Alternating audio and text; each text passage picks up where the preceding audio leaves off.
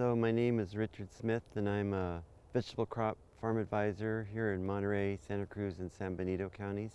Today we're here in a organic farm near Gonzales, California. We're going to look at some of the problems and issues that are in this field. Well, we're in a field of romaine lettuce.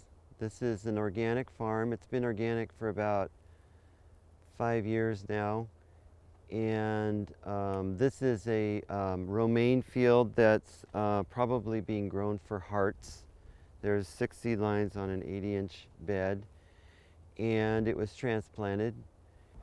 This field is being drip irrigated, and but it was sprinkler irrigated in the beginning, and sometimes you have some non-uniformity in the irrigation, and sometimes you can kind of tell if that's the issue because when they were sprinkler irrigating, the sprinkler pipes are every 5 or 6 beds, and then this pipe is 30 feet long. So you look for the pattern and see if you see a regular pattern that's every 30 feet. That kind of gives you an indication that maybe the sprinkler had something to do with the issue that you're looking at.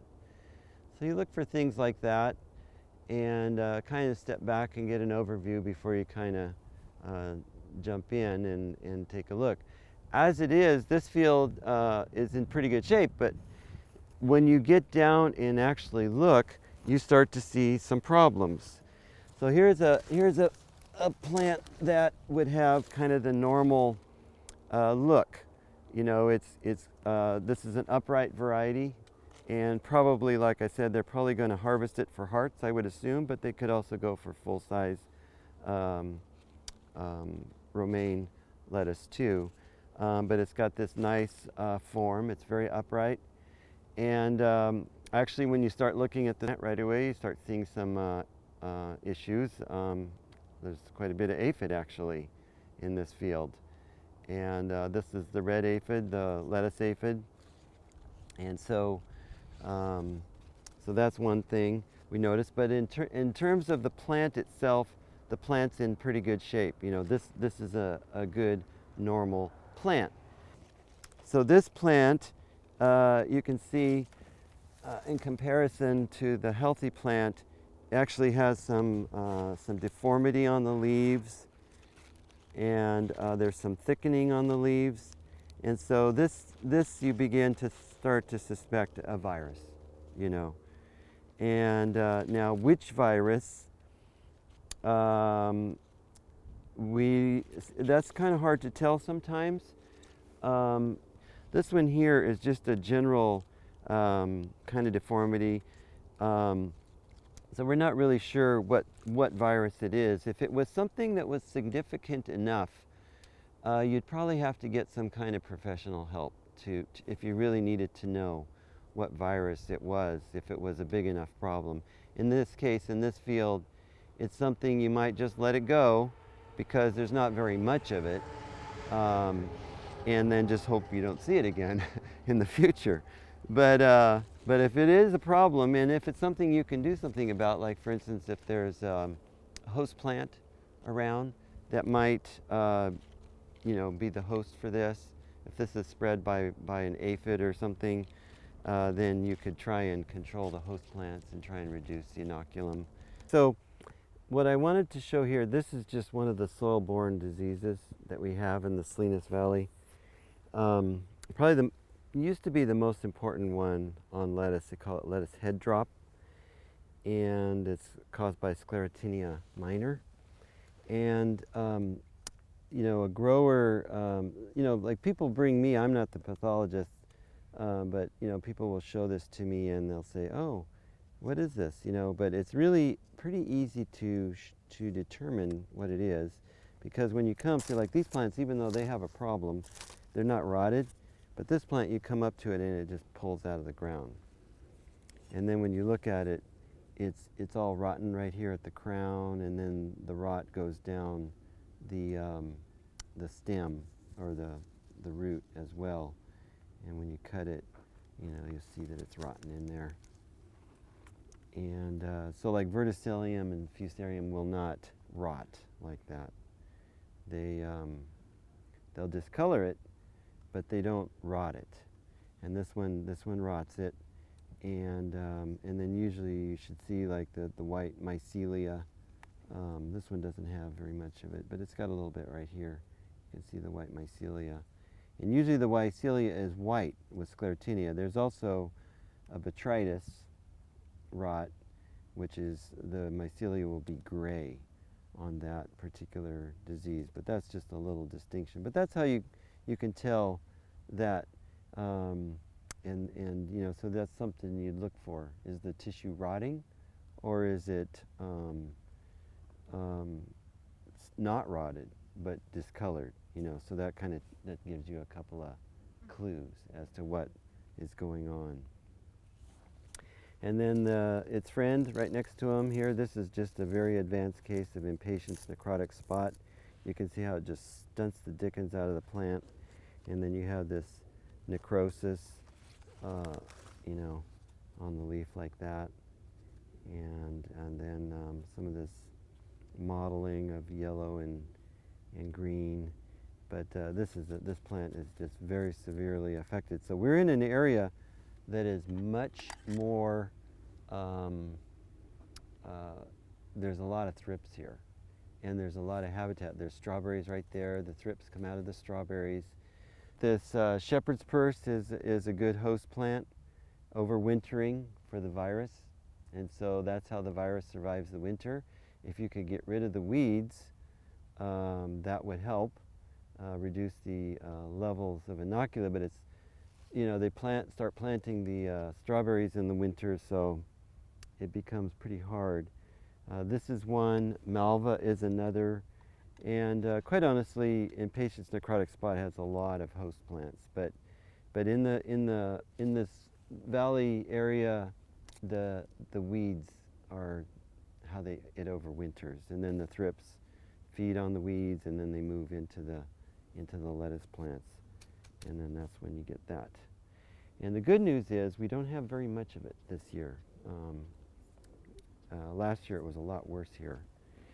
And then just one final disease. When you look at this lettuce plant, I don't know if you can see that very well, but you see this yellowed areas, and they're delineated by veins. See how the vein is kind of the edge of that disease area, and that's downy mildew of lettuce. And you can see that it's sporulating right there. But you can see really clearly how it's delineated by a vein. And then you can see the sporulation. That tells you that's downy mildew. That's a very common foliar disease on lettuce. Organically, it's very difficult to control. Conventionally, they have fungicides they spray. But drip irrigation is one of the things that can help reduce it, just trying to keep the field drier. And then we've had a lot of fog this year, and it's really aggravated. Like this field has a fair bit of it. Even though we're using drip irrigation and it's on 40-inch beds, so you get good wind and drying and so forth, it still is flaring up, partly because we're far enough up into the foggy area. It's really interesting in this field. They basically, it's interesting, different growers have different practices, right? Some growers do plant a lot of beneficial habitat plants, you know, like alyssum, phacelia, these different habitat plants which provide nectar for the beneficial insects. So the beneficial insects being like tiny wasps. And the wasps need those flowers to get pollen and nectar, and then they go off and then parasitize basically aphids. You also have syrphid flies. There are some syrphid flies flying around here, but they're here, and there's a lot of ladybugs too. But really, the syrphid flies is one of the key predators, and they lay their eggs on the plants, and then their larvae actually are they're predators in that they consume the aphids. They don't just parasitize them. And so they're very active, and also the beneficial habitat, like alyssum and so forth, also feeds the adults of these hoverflies that are flying around. Some growers will plant the beneficial habitat, you know, like every, well, in this case, these are 80-inch beds, so, you know, people will do different things. They'll plant either a strip of the beneficial plants, or they'll scatter them. So when they're transplanting, they'll have a tray of alyssum, and then they'll put the alyssum in. And it's kind of like they call it salt and pepper, you know, they scatter it throughout the field. And, you know, different philosophies. And I think the science shows that you do want the plants to be, you know, you want them to be kind of in the area, in the vicinity, because the little insects can only fly so far, so you want them within a certain distance. And in this farm, the rotations here, I think are important to understand in terms of how they affect production. And so here they grow a lot of leafy green vegetables, so like lettuce and spinach, but they also will rotate with cole crops like broccoli and cauliflower. But they also do some baby vegetables too, so like baby kales, baby Swiss chard, and baby lettuce.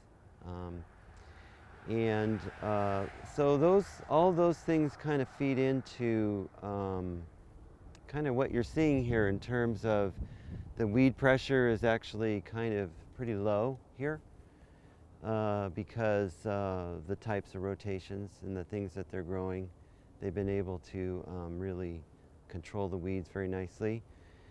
And then on a field of lettuce here in the Salinas Valley, one of the things we're really concerned about are foliar diseases, but also soil-borne diseases. And that's why I mentioned the rotations. That's very important. Having those cole crops in the rotation, things like broccoli actually help to reduce problems with certain soil-borne diseases like verticillium and fusarium. And so far, in this field, I don't really see those problems here. But, you know, the way, you know, to kind of keep on top of what's going on in your fields is, as a farmer, you know, you might be out there every day, so you're watching things.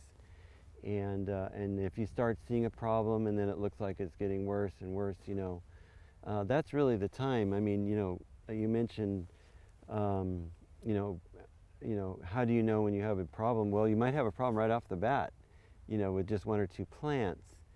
And then, but because you're out there, you know, you can watch it. And if it just stays at that, then that's maybe not a problem.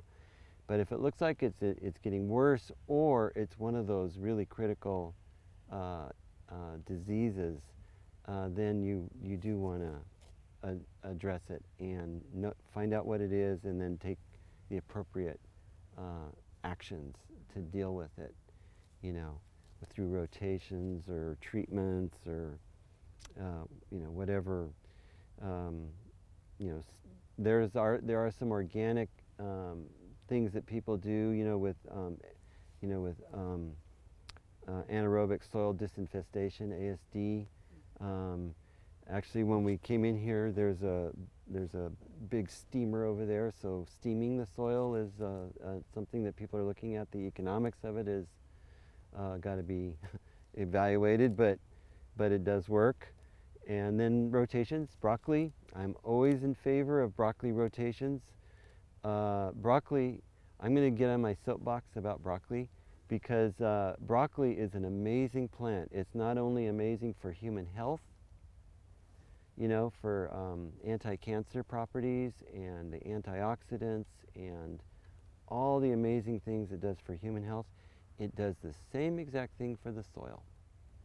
It helps reduce verticillium, fusarium in the soil, sclerotinia, it's just an excellent rotation. And so one of the best things people can do is eat and buy broccoli, because then that means we'll have more acres of broccoli out there. And quite honestly, for some crops, that is about the only practical thing to do to deal with some of these disease issues, is to have good rotations. And broccoli is unique. You know, you have all the other cole crops, but it turns out broccoli is the most efficient. And in particular, for certain things, it works much better than, like, for instance, for fusarium, cauliflower does not do the same thing that broccoli does. And so broccoli is unique. Okay. Well, in terms of the resources, you know, I work with the University of California Cooperative Extension, and we're basically in every county in California. And their staffing is different in every office, but hopefully, depending on where you are, there's somebody there that can help you. And then we also are tied in with UC Davis. So, like, for instance, if there was a disease issue here that we couldn't handle at our office, we could send it to Davis and get some help figuring out if it is a disease and that sort of thing. Other resources, though, are just other knowledgeable people that you know. There's some people who've been around for a long time, and old other farmers or consultants, or just, you know, other people that really know the business, and they might be able to help you on certain things. When you get into diseases, it's a little trickier, because somebody might say it's this or that, but, you know, on some of these things you really want to know what it is, especially fusarium and verticillium. You really need to know that, because if you do have, for instance, verticillium in a field, you don't want to be spreading it. That's why you want to know what is it. And you can spread it by moving like the mud on your truck to another area. So you want to be taking some precautions. You want to increase your rotations of, like, cole crops like broccoli. You know, so there's things that you would do, you know, to try and address it. You know, for strawberries, it's particularly devastating, but it can be a big problem on lettuce too. So that's why I think if you have something that you suspect is one of those soil-borne diseases, that you would reach out and get somebody that really can help you to do that. And the UC Ag Extension can help you do that. There's some private labs around too that can help in that regard. So those are some of the resources. And then this is why agricultural research is so important.